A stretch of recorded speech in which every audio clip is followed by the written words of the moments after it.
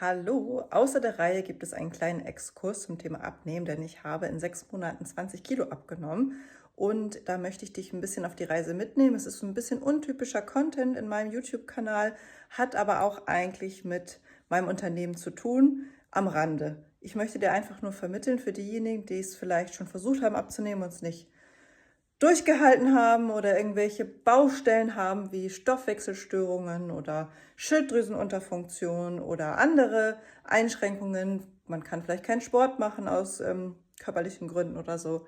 Die sind hier gut aufgehoben und ich zeige dir jetzt Schritt für Schritt immer mit einem kleinen Tutorial, was ich jetzt anders gemacht habe in den 6 Monaten. Denn ich habe es auch schon jahrelang versucht, Jahrzehnte schon fast versucht. Und jetzt bin ich happy und 20 Kilo leichter macht so vieles einfacher. Also, ich nehme dich mit auf die Reise, wenn du Lust hast und schau einfach weiter zu. Bis dann!